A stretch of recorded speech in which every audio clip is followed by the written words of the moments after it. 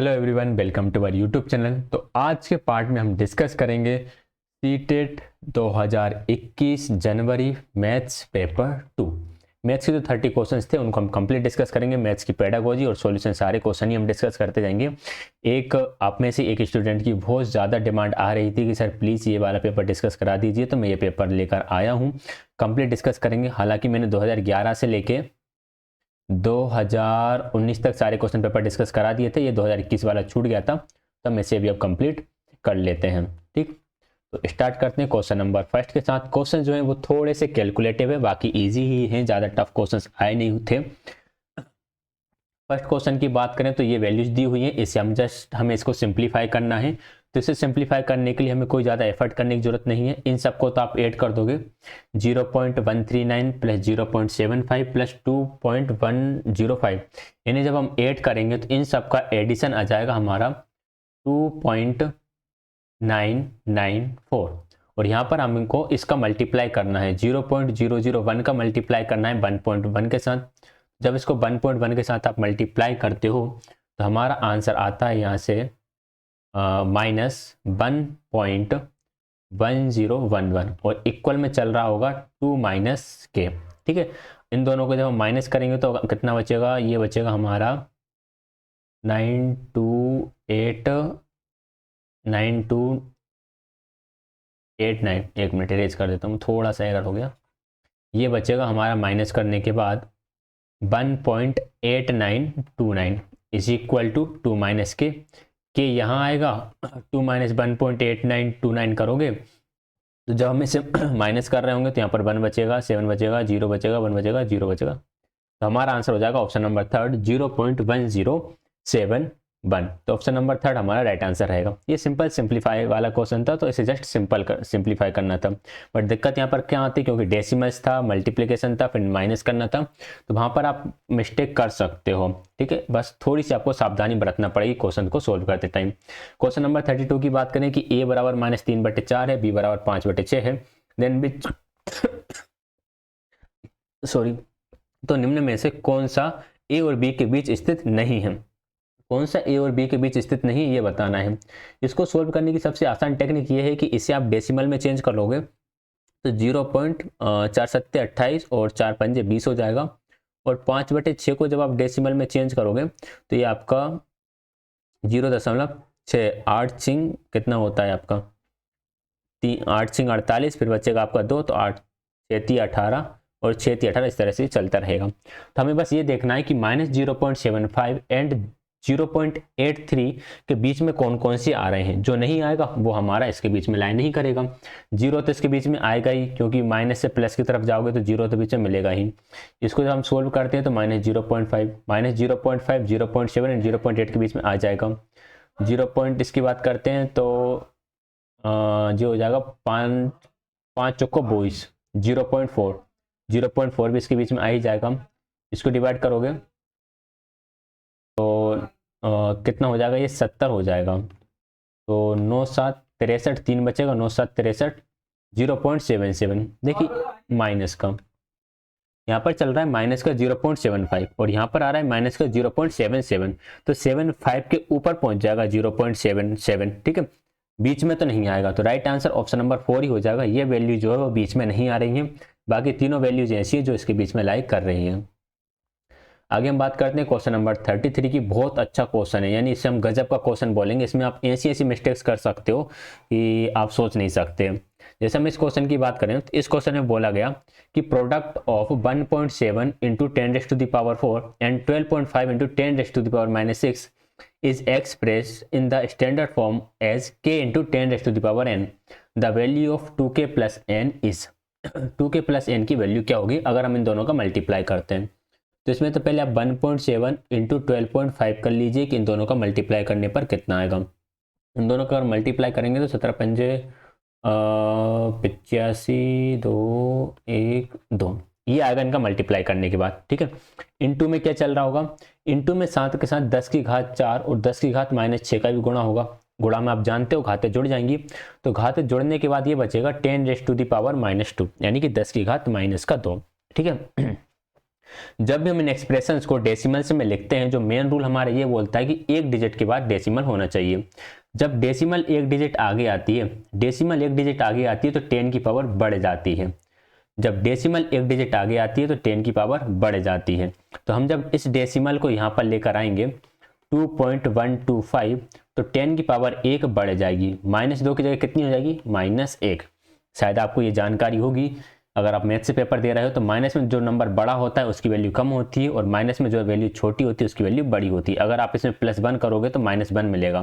तो डेसिमल जो पावर थी वो 1 से बढ़ गई। तो ये हमारी अब तक फाइनल वैल्यू बन गई है मल्टीप्लाई करने के बाद। हमें अब वैल्यू क्या निकालना था, देखो इसमें आप हो सकता है कि ये वाला आंसर टिक कर दो जो कि ऑप्शन नंबर फर्स्ट में दिया हुआ है। ये मिस्टेक काफ़ी लोगों ने करी थी 2021 के पेपर में। लेकिन हमें वैल्यू बताना है 2k + n की। के क्या है, जो 10 के साथ मल्टीप्लाई में है, 10 के साथ मल्टीप्लाई में है 2.125। तो 2 × 2.125 प्लस n की वैल्यू कितनी है, -1। इसका 2 से आप मल्टीप्लाई कर दीजिए, 2 से मल्टीप्लाई करेंगे तो 125 दूनी 250, 2 दूनी 4, तो 4.25 हो जाएगा। -1 करोगे तो 3.25। राइट आंसर बनेगा इसका ऑप्शन नंबर 4, 3.25 इसका राइट आंसर रहेगा। ठीक है, तो ये था क्वेश्चन आपका गजब का। जो मोस्ट कंफ्यूजन करने वाला क्वेश्चन है वो है, सबसे ज्यादा परेशान करने वाले क्वेश्चंस में से एक क्वेश्चन ये था। आगे बढ़ेंगे क्वेश्चन नंबर 34 की तरफ। दो संख्याएं 3:5 के अनुपात में है, यदि प्रत्येक संख्या में 12 जोड़ा जाए तो यह अनुपात 5:7 हो जाता है, दी गई संख्याओं का योग क्या होगा। देखिए नंबर्स का रेशो कितना है, 3 और 5 का। अगर आप इसमें क्या जोड़ देते हो, +12 जोड़ देते हो तो यह अनुपात हो जाता है 5:7 का। इस क्वेश्चन को करने की सबसे अच्छी तरीका यह है कि भाई अनुपात में कितना जोड़ रहा है, अनुपात में तो 2 जोड़ रहा है, लेकिन एक्चुअल में कितना जोड़ रहा है, 12। तो 2 की वैल्यू तो 12 हो गई, 2 की वैल्यू 12, तो 1 की वैल्यू कितनी, 6। हमसे पूछा कि दी गई संख्याओं का योग, दी गई संख्या जिनका अनुपात 3:5 था, इनका योग क्या रहेगा। तो अनुपात में योग कितना हो गया, 8। बस 8 की वैल्यू निकाल लो, 1 की वैल्यू 6 तो 8 की वैल्यू 8×6 48। तो राइट आंसर हो जाएगा ऑप्शन नंबर सी 48। जिसने मैथ्स अच्छे से पढ़ा हो उसका ये क्वेश्चन बिल्कुल आराम से हो गया होगा। क्वेश्चन नंबर 35 है, किसी वस्तु का अंकित मूल्य 840 रुपए है। एक दुकानदार इस वस्तु को अंकित मूल्य पर 15% की छूट देकर बेचता है, फिर भी उसे 19% का लाभ होता है, वस्तु का विक्रय मूल्य क्या होगा। देखो 840 तो हो गया भैया उसका अंकित मूल्य, 840 पर 15% की छूट दे रहा है, मतलब कितना परसेंट मूल्य पर बेच रहा होगा, वो 85% पर बेच रहा होगा 15% की छूट देने के बाद। तो 840 का 85%, अब यह मूल्य किसके बराबर है, यह मूल्य इतना है कि उसे 19% का प्रॉफिट हो रहा है। प्रॉफिट किस पर होता है, क्रय मूल्य पर, कॉस्ट प्राइस पर, जैसे हमने x मान लिया तो x पर 119 कमा रहा है। अगर हम 100 के कंपेरिजन में बात करें तो अंकित मूल्य पर इतना डिस्काउंट और x पर इतना उसको प्रॉफिट हो रहा है। इससे बस सोल्व करना है, इन दोनों को कैंसिल कर देना, 17×5 = 85, 17×7 = 119, 7 से काटोगे 12×7 = 84, 12×5 = 60, 600 इसका राइट आंसर हो जाएगा ऑप्शन नंबर 3। बस आपको यहाँ पर ये देखना है कि जमाना कैसे, 840 × 85 बटे 100, और यहाँ पर आपको जमाना है x × 119 बटे 100। बस इसे कैलकुलेट करना और कैलकुलेट भी आराम से हो जाएगा, 600 आपका आंसर बन जाएगा। 36 है, 1 मिनट थोड़ा सा इशू तो नहीं है, चेक कर लेता हूँ मैं। ओके सब कुछ ठीक चल रहा है। क्वेश्चन नंबर 36 है, ये भी जस्ट सोल्व करना था आपको, सोल्व कर लेते हैं इसे। इक्वेशन कुछ इस तरह से लिखी हुई है, 5x - 7/3 + 2 = 4x - 3/4 + 4x। इसे सोल्व करोगे 3 दूनी 6 हो जाएगा, 5x - 7 + 6/3, और यहाँ पर हो जाएगा 4x - 3 + 4 चौको 16x/4। ये तो 5x का 5x ही रहेगा, साथ में 6 जाएगा तो -1/3, यहाँ पर 16 और 4 20x - 3/4। ठीक है, क्रॉस मल्टीप्लिकेशन कर देना, 5 चौको 20x - 1, 3 के अंदर कर देंगे तो ये हो जाएगा 60x - 9। इसको सोल्व कर लोगे तो ये बचेगा 40x बराबर, ये 4 है, 40x बराबर 5, तो x बराबर 5/40, यानी x की वैल्यू हो गई 1/8। x की वैल्यू 1/8 आने के बाद हमें मान निकालना था 8x + 5 का। 8x + 5 का मान निकाल लेते हैं। 8 × x का मान रखा 1/8 प्लस का 5, 8 से 8 कट जाएगा, 5 और 1 6, right answer option number first हो जाएगा, 6 इसका आंसर रहेगा। क्लियर हुई बात? तो वो फास्ट इसलिए करा रहा हूँ क्योंकि आप चाहो वीडियो स्लो करके देख लो या खुद सोल्व करके देखो, वो बेस्ट रहेगा। अगर सोल्व में आपको दिक्कत आ रही है तो फिर आप मेरी वीडियो को देख सकते हो। क्वेश्चन नंबर 37 में पी क्यू आर दिए हुए हैं, हमें P plus Q minus R निकालना है। तो वो इस क्वेश्चन को करने का सबसे अच्छा तरीका बताऊं, इसे आप रफ में नोट करके मत करो, आपके पास ये क्वेश्चन लिखा हुआ है, बस यही के यही आप सोल्व कर सकते हो। सभी में पहले एक्स वाई दिया हुआ है, एक्स वाई उठा लो। देखो पी और क्यू को तो जोड़ना है, तो 12 एक्स वाई और 9 एक्स वाई जोड़ दो। 12 और 9 कितने हो गए? 12 और 9 आप जोड़ोगे तो ये हो जाएगा आपका 21 एक्स वाई। घटाना किसको है? आर को, तो 1 एक्स वाई आप घटा दो। 21 एक्स वाई में से जब आप एक्स वाई घटाओगे तो कितना बचेगा? 20 एक्स वाई बचेगा। तो ये दोनों तो आंसर होंगे नहीं, थर्ड या फोर्थ में से एक आपका आंसर होने वाला है। ठीक है, अब आप फिर क्या दिख रहा है? एक्स स्क्वायर का देख लो। यहाँ पर 8 एक्स स्क्वायर है और यहाँ पर 14 एक्स स्क्वायर है, दोनों को जोड़ना है, लेकिन एक माइनस का एक प्लस का है, सॉरी 18 है ये। 18 में से 14 जाएगा तो कितना बचेगा? माइनस का 4 एक्स स्क्वायर। अब इसमें माइनस करना है आर कितना है? माइनस का एक्स स्क्वायर है, इसमें से हम माइनस एक्स स्क्वायर करेंगे तो minus minus plus, minus 4 x square plus x square कितना बचेगा? माइनस का 3 एक्स स्क्वायर। तो माइनस 3 एक्स स्क्वायर दिख रहा है, ऑप्शन नंबर 4 ही हमारा राइट आंसर रहेगा। फिर भी बाय वाले को और चेक कर लेते हैं। 10 में से 12 गए तो कितने बचे? 2 बाय स्क्वायर बचे, और इसमें आप माइनस 5 बाय करोगे, 1 मिनट, 12 में से 10 गए तो कितने बचे? 2 बचे, और माइनस का 5 वाई करोगे तो कितना बचेगा? माइनस का 3 वाई बचेगा। तो बस तीनों मिल गए, तो ऑप्शन नंबर 4 ही राइट आंसर रहेगा। तो डायरेक्ट ही इसे करना वही बेटर रहेगा। क्वेश्चन नंबर 38, बहुत बढ़िया क्वेश्चन है 38। ऐसे क्वेश्चन एसएससी रेलवे वगैरह में ज़्यादा आते हैं, बट अब सीटेट में भी दे दिए हैं, अच्छा क्वेश्चन है। देखिए इन क्वेश्चन को करने का एक ही तरीका होता है, x⁴ plus x⁴ is equal to 322 है। इसमें हम क्या करो, कुछ भी करके इस वाले नंबर को स्क्वायर बना लो। ये वाला नंबर स्क्वायर कैसे बनेगा? अगर मैं इसमें 2 जोड़ देता हूँ तो ये 324 हो जाएगा, और 324 होता है 18 का स्क्वायर। बस तो 2 जोड़ देते हैं दोनों तरफ, x⁴ plus 1/x⁴ plus 2 is equal to, इसकी तरफ 2 जोड़ोगे तो ये हो जाएगा 324। ये किसका स्क्वायर बनेगा? ये बनेगा आपका x⁴ है, ये 2 नहीं है। ये वाला टर्म आपका इस तरह से बन जाएगा, x² प्लस 1/x² का होल स्क्वायर, और 324 हो जाएगा हमारा 18 का स्क्वायर। ठीक है, स्क्वायर से स्क्वायर कैंसिल, तो x² प्लस 1/x² बराबर 18 आ गया। अगर मैं दोनों तरफ से 2 माइनस कर देता हूँ तो x² प्लस 1/x² माइनस का 2, और यहाँ पर कितना बचेगा? 16। अब ये हमारा किसका स्क्वायर बन गया? ये बन गया हमारा x माइनस 1/x का होल स्क्वायर, और 16 को मैं किसका स्क्वायर लिख सकता हूँ? 16 को मैं लिख सकता हूँ 4 का स्क्वायर। स्क्वायर से स्क्वायर काट दूंगा तो x माइनस 1/x बराबर 4 बचेगा। x माइनस 1/x का मान निकालना था, ऑप्शन नंबर सेकंड आंसर हो जाएगा, और इसका आंसर हो जाएगा। ठीक है, ये क्वेश्चन मैंने थोड़ा स्पीड से सोल्व करा है क्योंकि आप लोगों ने कहीं ना कहीं इसे देखा हो, नहीं देखा हो तो वीडियो को रिमाइंड करके थोड़ा सा माइंड लगाना। यहाँ पर a प्लस बी का होल स्क्वायर और a माइनस बी का होल स्क्वायर चल रहा है, और कोई बड़ी इसमें कुछ है नहीं है। नेक्स्ट क्वेश्चन है कि 15x² माइनस 26x प्लस 8 बराबर ax प्लस बी और cx प्लस डी हो, तो 2a प्लस बी माइनस सी माइनस 2d की वैल्यू निकालना है। देखो 15 × 8 120, ऐसे नंबर देखना मल्टीप्लाई करने पर 120 आना चाहिए एंड ऐड करने पर 26 आना चाहिए, तो वो नंबर होगा हमारे 20 और 6। वो नंबर कौन कौन से होगा हमारे? 20x माइनस का 20x और माइनस का 6x प्लस का 8। यहाँ से क्या कॉमन आ जाएगा? यहाँ से हमारा 5x कॉमन आ जाएगा, तो यहाँ पर बचेगा हमारा 3x माइनस 4। यहाँ से माइनस का 2 कॉमन ले लो, यहाँ भी 3x माइनस 4 बचेगा, इक्वल में 0 चाहे तो चला लो। तो एक हो गया हमारा 3x माइनस 4, और दूसरा हो गया हमारा 5x माइनस 2। इक्वल में क्या चल रहा था? ax प्लस बी और cx प्लस डी। इन दोनों को आप कंपेयर करोगे तो a की वैल्यू 3 आ गई, b की वैल्यू कितनी आ गई? माइनस का 4, c की वैल्यू 5 आ गई, और d की वैल्यू आ गई माइनस का 2। ठीक है, हमें वैल्यूज इसमें जमाना है। 2 इंटू a की वैल्यू रख दी 3, प्लस b की वैल्यू रख दी माइनस का 4, माइनस c की वैल्यू रख दी 5, और माइनस d की वैल्यू रख दी माइनस का 2। तो 3 दूनी 6, minus 4 minus 5 minus minus plus का 2, 6 में से 4 गया तो कितना बचा? 6 में से 4 गया तो 2 बचा और ये बचेगा माइनस का। 1 मिनट, ये तो वैल्यू दिक्कत दे रही है, -1 आंसर आ रहा है जबकि इसका आंसर -1 नहीं आएगा। ए बी सी डी की वैल्यू सही रखिए ना। ए की वैल्यू कितनी हो गई, 3 हो गई। बी की वैल्यू -4। ठीक है। सी की वैल्यू 5 सही है। डी की वैल्यू -2। 2 है, 3 दूनी 2, दिया हो गया 6।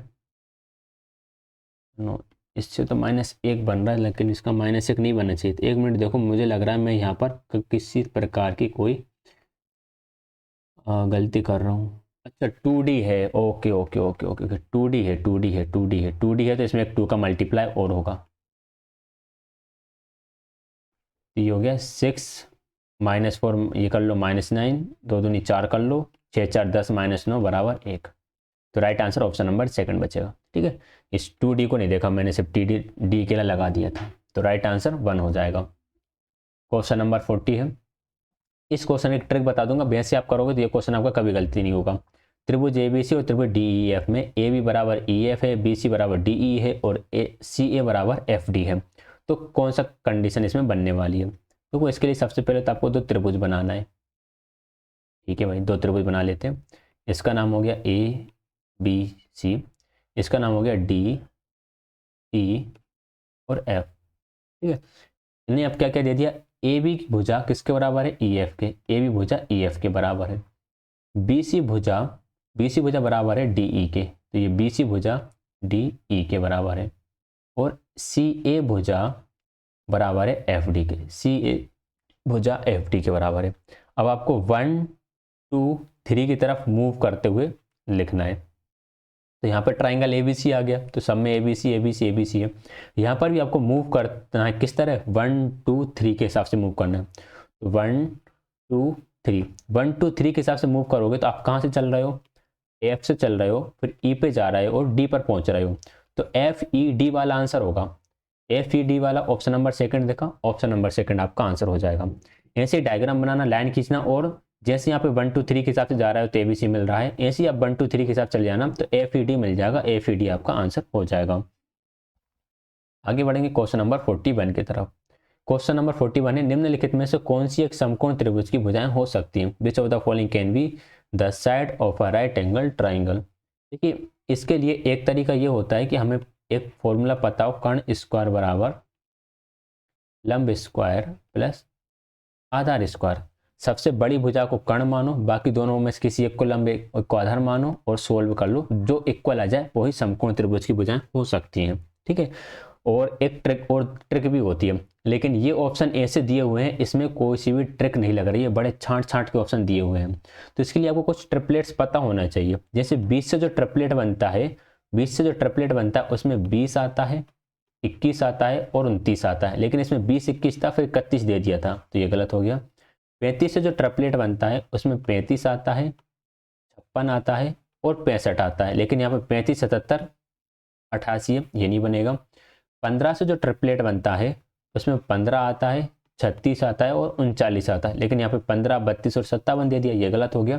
तो राइट आंसर ऑप्शन नंबर 4 होगा इसका, 65 72 और 97। ठीक है, एक ट्रिक इसकी ये और होती है, अगर हमें ओड नंबर के ट्रिपलेट्स निकालना हो, जैसे कि हमें ये निकालना हो कि यार चलो 7 उठा लिया, 7 से कौन कौन से ट्रिपलेट बन सकते हैं, तो इसके लिए आप करो 7 का स्क्वायर। 7 का स्क्वायर कितना हो गया, 49।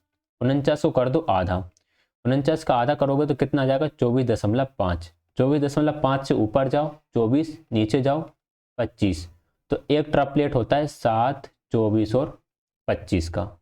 ऐसे हम ट्रिपलेट्स निकाल सकते हैं। अगर हमें 9 से ट्रिपलेट निकालना है तो 9 का स्क्वायर करो और उसका आधा कर दो, 81। 81/2 कितना हो जाएगा आपका, 40.5। तो एक कम कर दो 40 मतलब 0.5 और 0.5 बढ़ा दो तो 41। तो एक ट्रिपलेट हो गया हमारा 9 40 और 41 का। ये तो विषम संख्याओं के लिए हुआ 7 का 9 का। अगर हमें सम संख्याओं का ट्रिपलेट निकालना है, जैसे हमें ट्रिपलेट निकालना हो, खाली जगह नहीं है क्या, यहाँ निकाल लेते हैं इसका ट्रिपलेट। जैसे हमें ट्रिपलेट निकालना है 4 से, तो 4 का स्क्वायर करो, 4 चौको 16, 16 का आप कर दो आधा, 16 का आधा कितना होता है 8। 8 से एक कम कर दो और 8 से 1 बढ़ा दो 9। ठीक है, आई थिंक ये थोड़ा सा गलत हो गया। 7 से 3 49, 4 चौको 16। सम का मैं थोड़ा सा ट्रिक बोल रहा हूँ, विषम का तो ट्रिक यही है, सम का थोड़ा सा मेरे माइंड से हट गया है। ठीक है, चलिए कोई नहीं, हो जाता है कभी कभी।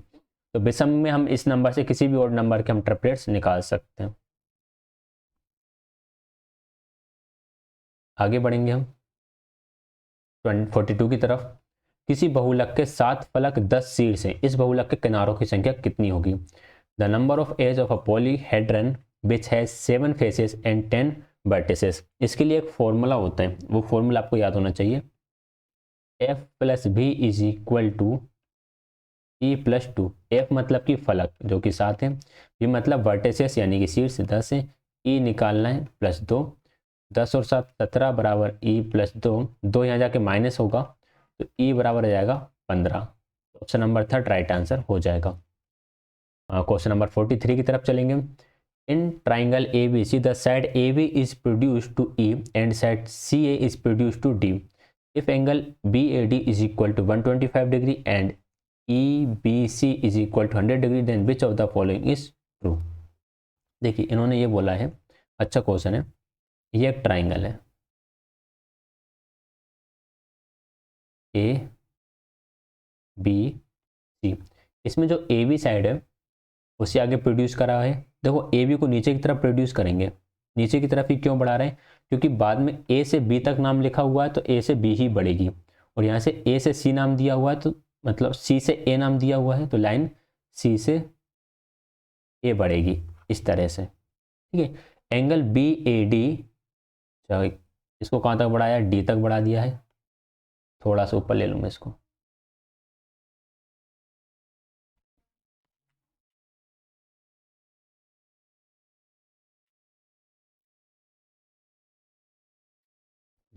इसे डी तक बढ़ा दिया है और इस वाली को ई तक बढ़ा दिया है।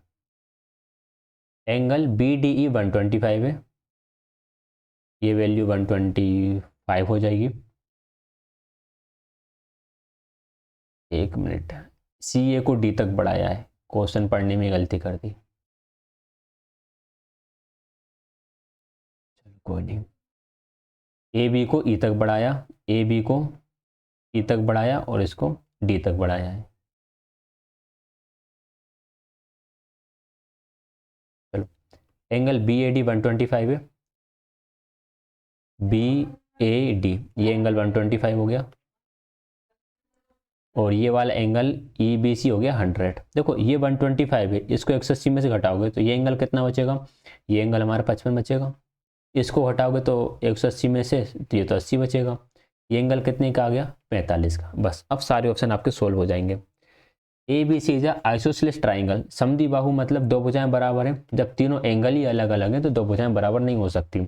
दो भुजाएं बराबर होती तो दो कोण भी बराबर होते हैं। अब ये कह रहा है ए बी बड़ा है बी सी से। ए बी, देखो जो कोण बड़ा होता है उसके सामने की भुजा बड़ी होती है। ठीक है, तो भाई ए बी बी सी से बड़ा कैसे हो सकता है? अगर हम ए बी की बात करें तो ए बी के सामने छोटा कोण है, सबसे छोटा कोण है तो ए बी तो सबसे छोटा ही रहेगा, तो ये ऑप्शन तो गलत हो गया। Difference between angle A B C and A C B is 35। A B C, A B C यानी जो कि हमारा 80 डिग्री है, और ए सी बी जो 45 है, दोनों के बीच में डिफरेंस 35 का है, दोनों के बीच में बिल्कुल 35 का डिफरेंस है, तो सी ऑप्शन बिल्कुल सही हो जाएगा। डी गलत है, इन दोनों के बीच में 20 का अंतर नहीं है, इन दोनों के बीच में 10 का अंतर है, तो राइट आंसर ऑप्शन नंबर 3 रहेगा। नेक्स्ट है क्वेश्चन नंबर 44। अच्छा क्वेश्चन है, ये फॉर्मूले बेस्ड क्वेश्चन है। एक समलम चतुर्भुज है, एक समलम चतुर्भुज बना लेते हैं। ए, अच्छा पी क्यू आर एस है,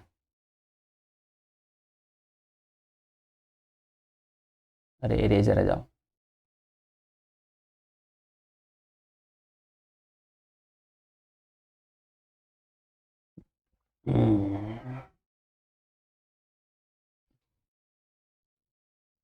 एक समलम त्रिभुज है पी क्यू आर एस। ठीक है, ये दोनों भुजाएं समलंब है, इनमें अनुपात दे दिया 3:2 का। यदि समलंब का क्षेत्रफल 480 है और पी क्यू एस आर के बीच की दूरी है 12, तो एस आर की लंबाई ज्ञात करना है। इसका सिंपल फॉर्मूला होता है 1/2 समांतर भुजाओं का योग। तो इसे हम मान लेंगे ये 3x हो गई और ये 2x हो गई। समांतर भुजाओं का योग 3x + 2x गुणा ऊंचाई बराबर होता है समलंब त्रिभुज का क्षेत्रफल। तो भुजाओं का योग कर दिया, गुणा 12 कर दिया और क्षेत्रफल लगा दिया।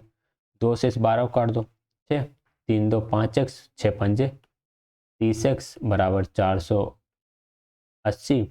तो x की वैल्यू निकालोगे कितना आएगा 16 × 48, x बराबर 16 आ गया। हमें मान किसका निकालना था, एस आर का नाम, एस आर का मान, एस आर का मान मतलब 2x, तो 16 दूनी 32। ऑप्शन नंबर सेकंड इसका राइट आंसर हो जाएगा 32।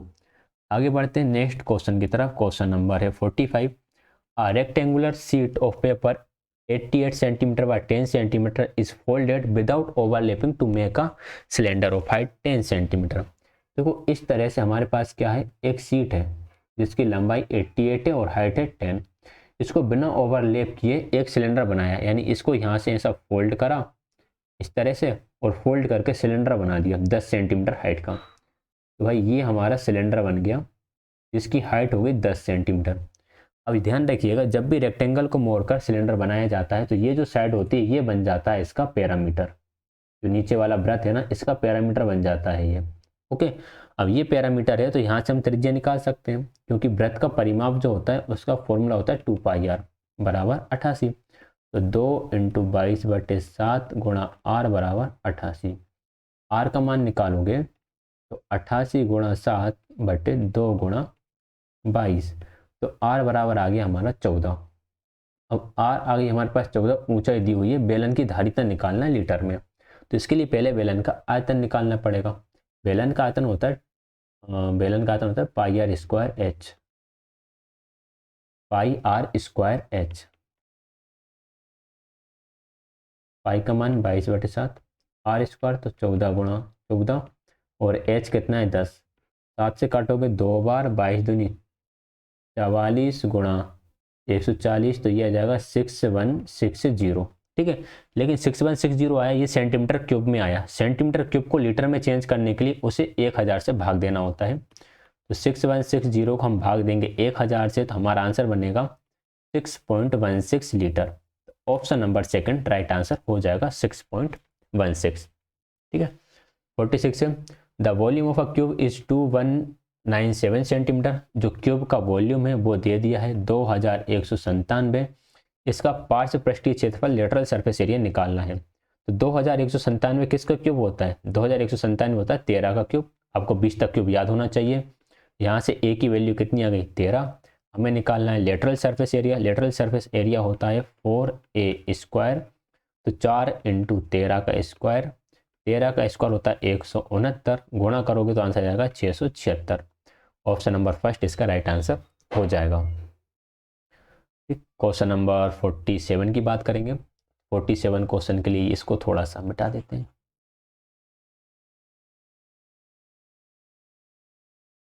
क्वेश्चन है, what is the mean of range, mode and median of the data given below.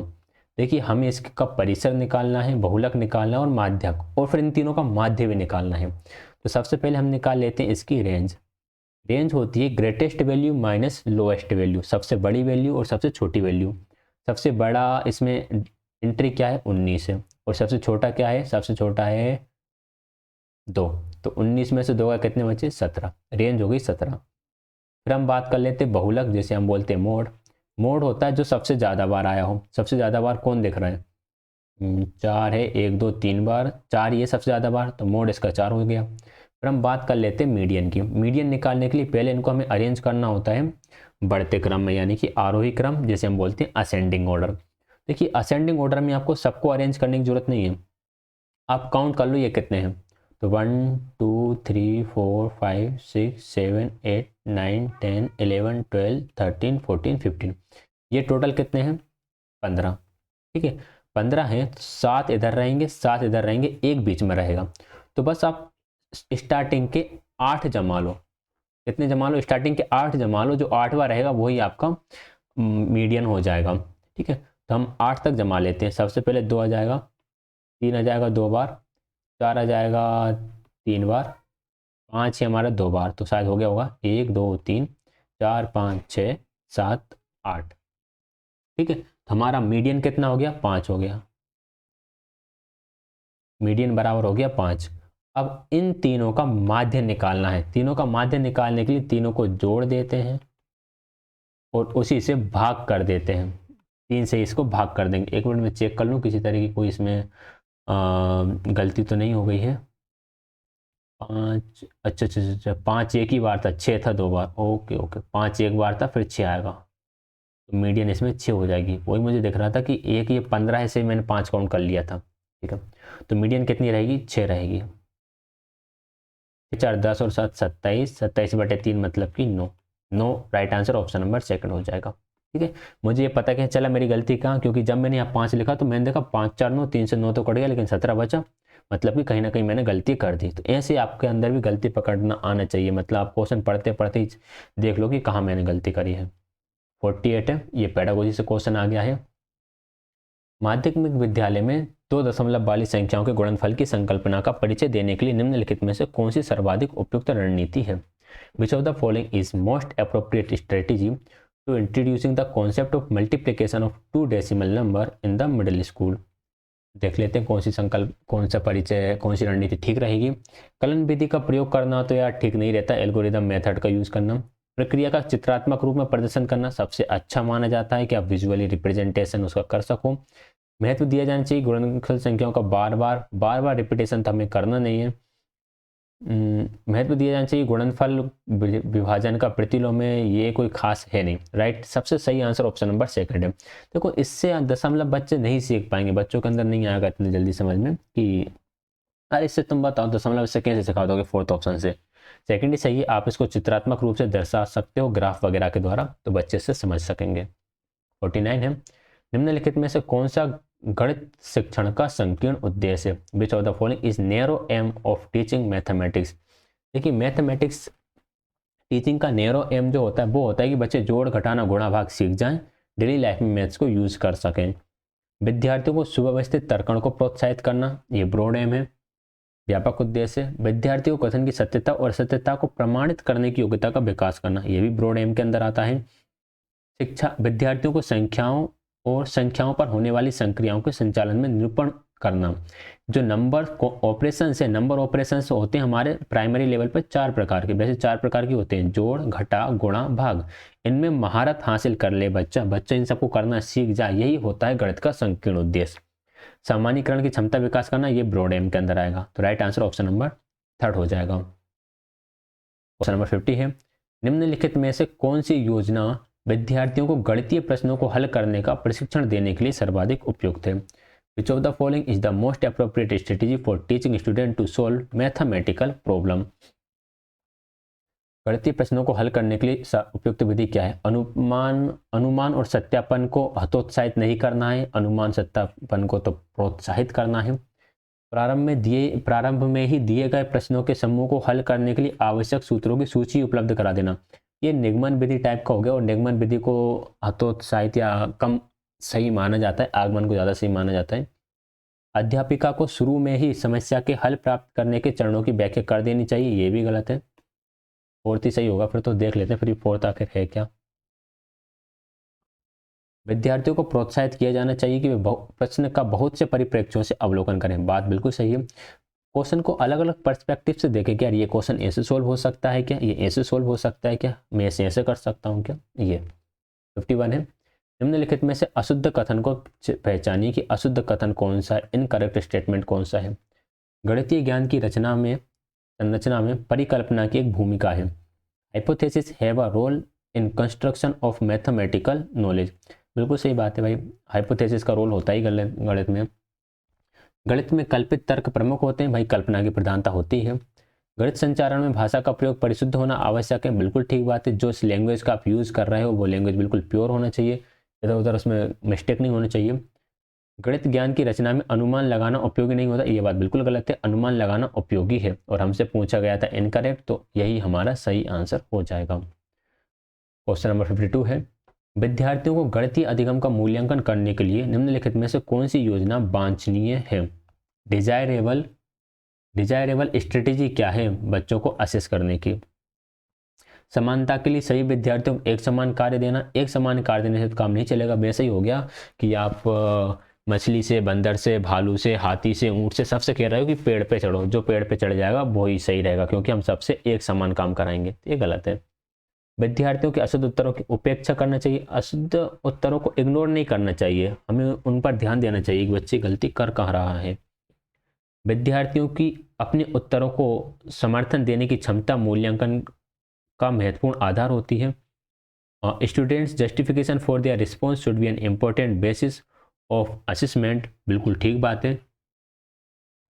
गणितीय शब्द संग्रह का विकास मूल्यांकन का आधार नहीं होना चाहिए, ये आधार होना चाहिए। तो सेकंड ही सही है कि बच्चे खुद समर्थ हैं कि नहीं, कि यार मतलब आप ये कह रहे हो कि बच्चों की अपने उत्तरों को समर्थन देने की क्षमता का मूल्यांकन, बच्चे अपने उत्तर के प्रति कितने एग्री हैं, कितने कॉन्फिडेंट हैं कि मेरा उत्तर सही है। 53 है, एक आकृति का त्रिभुज होने के लिए शर्त है कि यह 3 रेखाखंडों का सम्मिलन हो।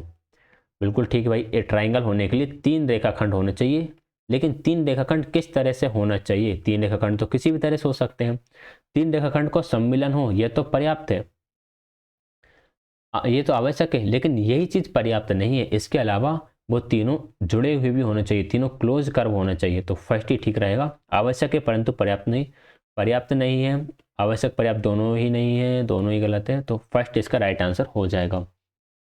54 है, निम्नलिखित कथनों पर ध्यान दीजिए। यदि n सम है तो n स्क्वायर सम है, ठीक है। n स्क्वायर सम नहीं है तो n सम नहीं है, ठीक है। n स्क्वायर सम है तो n सम है, n सम नहीं है तो n स्क्वायर सम नहीं है। तो सीधा सीधा देख रहा है ए और सी जो क्या है आपस में अपोजिट है। यदि n सम है तो n स्क्वायर सम है, और n स्क्वायर सम है तो n सम है। तो सी जो है ए का बिलोम है। तो option number first right answer हो जाएगा। क्वेश्चन नंबर 55 है, दृष्टिबाधित विद्यार्थियों के लिए निम्नलिखित में से किसका प्रयोग गणित शिक्षण अधिगम के साधनों के रूप में नहीं किया जा सकता? Which of the following teaching learning resource in mathematics cannot be used for visually challenged student? Visually challenge students के लिए साधनों के रूप में प्रयोग किसका नहीं किया जा सकता? देखिए, गिनतारा का यूज़ कर सकते हैं, टाइल का कर सकते हैं, जियोबोर्ड का कर सकते हैं, जियोजेब्रा का नहीं कर सकते। जियोजेब्रा एक तरह का सॉफ्टवेयर है, आप चाहो तो जियोजेब्रा के बारे में पढ़ सकते हो, गूगल कर लेना जियोजेब्रा, आपको वहाँ पर मिल जाएगा। 56 है, निम्नलिखित कथनों में से कौन सा कथन सत्य है? Which of the following statement is true? गणित की पुस्तकों में दी गई सभी प्रमेयों की उत्पत्ति से ही गणित बना है।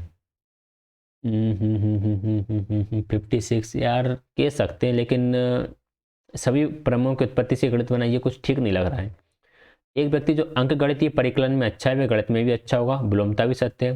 देखो, जो गणित में अच्छा है उसकी अंक गणित अच्छी हो भी सकती है, नहीं भी हो सकती, क्योंकि देखो एक एलजेब्रा भी होता है और फिर गणित में बहुत सारी ब्रांचेस होती हैं। जब आप मास्टर्स ऑफ मैथमेटिक्स करोगे तो यहाँ पर काफ़ी चीज़ें ऐसी निकलेंगी जहाँ पर कैलकुलेशन का कुछ रोल ही नहीं है। तो ये आपका सेकंड इतना कुछ खास नहीं कह सकते। हो सकता है किसी का अंक गणित अच्छा हो लेकिन जियोमेट्री बेकार हो, एलजेब्रा बेकार हो। गणितीय ज्ञान के उत्पादन में अंतर्ज्ञान की कोई भूमिका नहीं है, अंतर्ज्ञान की भूमिका होती है, बिल्कुल ठीक है। ये तीनों तो गलत होगा, तो फोर्थ को ही हमें सही मानना पड़ेगा। Mathematical statements can be conditioned, गणितीय कथन प्रतिबंधित तो हो सकते हैं, इनमें कोई ना कोई कंडीशन जुड़ी हुई होती है हर एक स्टेटमेंट के पीछे, कि ये कंडीशन तो होगी कि जैसे हम बात करें पाइथागोरस प्रमेय की, जो जिसका फॉर्मूला होता है hypotenuse square is equal to perpendicular square plus base का स्क्वायर, ठीक है। इसके पीछे कंडीशन ये है कि आपका त्रिभुज होना चाहिए समकोण, समकोण के अलावा किसी और त्रिभुज में ये चीज़ नहीं लगती है। तो इस तरह की कुछ कंडीशन बन जाती हैं। 57 है, समावेशी कक्षा में पठन अक्षमता वाले विविध बाधित छात्रों के क्षमता के छात्रों में गणित अधिगम के विषय में निम्नलिखित में से कौन सा कथन सत्य नहीं है? Which of the following is not a, अच्छा देखिए, बच्चे को डिसलेक्सिया है, डिसलेक्सिया बच्चा है तो पठन अक्षमता का प्रभाव व्यक्ति की संख्याओं के शाब्दिक स्थानिक दृष्टिकोणों के समन्वय करने पर होता है। गणित के चित्रांकन नमूने पठन अक्षमता वाले बच्चे द्वारा अनुभव की गई कठिनाई को दूर करने में सहायक होते हैं। पठन अक्षमता वाले बच्चों को अपने विचारों को क्रमबद्ध और संगठित रूप से लिखने में कठिनाई हो सकती है। पठन अक्षमता केवल भाषा सीखने को प्रभावित करती है, ना कि गणितीय अधिगम को। देखो, यही गलत है। पठन अक्षमता वाला बच्चा ऐसा नहीं है कि भाषा अकेला सीखने में गलत है, दिक्कत हुई। देखो, गणित में संख्याओं को लिखने में समस्या आएगी, वह प्लस वह इसी में डिफ्रेंशिएट नहीं कर पाएगा, प्लस एंड मल्टीप्लाई इन दोनों को ही नहीं समझ पाएगा तो काफ़ी प्रकार की समस्याएं उसको मैथ्स में भी आ सकती हैं, इसलिए ये राइट आंसर हो जाएगा। 58 है। चलो ये 16 वाला आ गया। 6 अंकों की बड़ी से बड़ी संख्या के लिए विभिन्न अभाज्य गुणनखंडों की संख्या होगी। देखो 6 अंकों की मैं सबसे बड़ी संख्या लिख देता हूँ और इसके मैं कर देता हूँ प्राइम फैक्टराइजेशन। सबसे पहले 9 से कर दूँ, कितना बचेगा 1 1 1 1 1 1। 11 से कर दूँ 1 0 1 0 1। 3 से कर दूँ 3 3 9, 3 3 9, 1 बचेगा 3 3 9, 2 बचेगा 3 6 18 और 3 7 21। ठीक है, अब ये कितने से जाता हुआ दिख रहा है, 3 हो गया, 11 हो गया, 9 हो गया, 3 7 7 से जा सकता है, 7 से 7 चौको 28, 7 2 8 56, 7 एकम 7, 13 चले जाएगा, 13 पंजे 65, 13 13 कम 13 दिया 39। अच्छा 39 से नहीं जा रहा है क्या, 11 एकम 11 ना जाने की 0, 11 एकम 11 ना जाने की 0, 11 एकम 11, 3 तिया 9, 1 बचेगा, 3 तिया 9, 2 बचेगा, 3 6 18, 2 बचेगा, 3 7 21, 7 चुक को 28, 5 बचेगा, 7 8 56, 7 एकम 7, 13 दूनी 26, 13 तिया 39। सही है। 48 में से जब मैं 39 माइनस करूँगा 9 बचेगा, 91, 13 7 91 और 37 एकम 37। तो इसमें 9 और 3, 3 की पावर 3 आ गया, 7 आ गया, 11 आ गया, 13 आ गया और 37 आ गया। 1 2 3 4 5, तो ये 5 है इसके अभाज्य गुणनखंड। कितने अभाज्य गुणनखंड होगा इसके, 5 हो गए। एक बात ध्यान रखना, किसी भी नंबर में कोई भी नंबर 2 2 4 2 6, कोई भी नंबर अगर 6 बार रिपीट हो जाता है तो वह नंबर 37 से हमेशा कटता है, वह 13 से हमेशा कटता है, 11 से हमेशा कटता है, 7 से हमेशा कटता है, 3 से हमेशा कटता है। इस चीज़ को आप याद रख लो। कोई भी नंबर अगर 6 बार रिपीट हो जाता है तो इन संख्याओं से हमेशा डिविजिबल होता ही है, तो इस बात को आपको याद रखना है। क्वेश्चन नंबर 59 है। यदि 8 अंकीय एक संख्या है 179 x 091 y 88 से विभाज्य है। देखो 88 से विभाज्य होने के लिए उसे 11 और 8 दोनों से विभाज्य होना पड़ेगा। 8 से विभाज्य होने की कंडीशन ये है कि लास्ट के तीनों डिजिट 8 से विभाज्य होना चाहिए।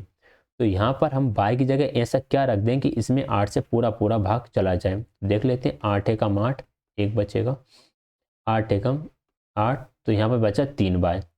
ठीक है, 3y मतलब कितना होना चाहिए, y की जगह क्या रख सकते हैं, 8 के पाड़े में 32 आते हैं, y की जगह 2 रख दोगे तो 32 हो जाएगा, पूरी तरह से विभाजित हो गया। भाई y का मान तो क्लियर हो गया कि y की वैल्यू कितनी होगी, यहाँ लिख देता हूँ मैं, y की वैल्यू तो 2 रखना है। अब x का देख लेते हैं।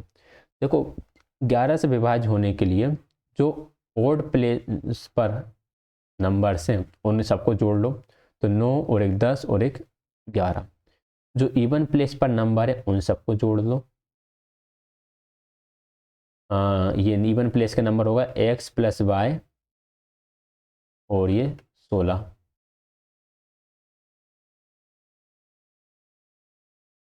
x प्लस वाई प्लस 16, इन दोनों का सम 11 11 होना चाहिए, या फिर इन दोनों का जो डिफरेंस है वो आपका 11 का मल्टीपल होना चाहिए। अगर मैं यहाँ पे जोड़ूं तो x और y की वैल्यू 2 रख दूं तो कितना हो गया, 18 हो गया।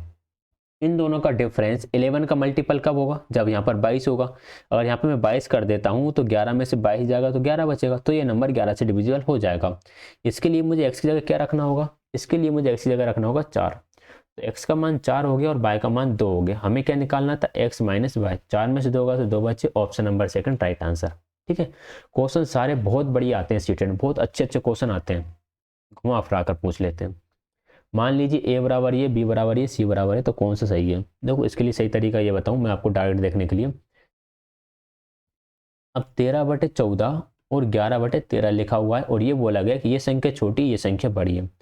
इसका इसमें मल्टीप्लाई कर दो, इसका इसमें कर दो। 13 का 13 में करोगे 169 और ये 14 एकम 14 की 4, 14 एकम 14 और 1 15, 154। लेकिन ये छोटा ये बड़ा हो गया, क्वेश्चन के हिसाब से क्या थी, ये वैल्यू छोटी थी लेकिन इसका आंसर तो बड़ा आ गया, तो ये तो गलत दिया हुआ है। सेम इसमें आप चेक कर लेना, इसमें चेक कर लेना, इसमें चेक कर लेना, चारों में चेक कर लेना।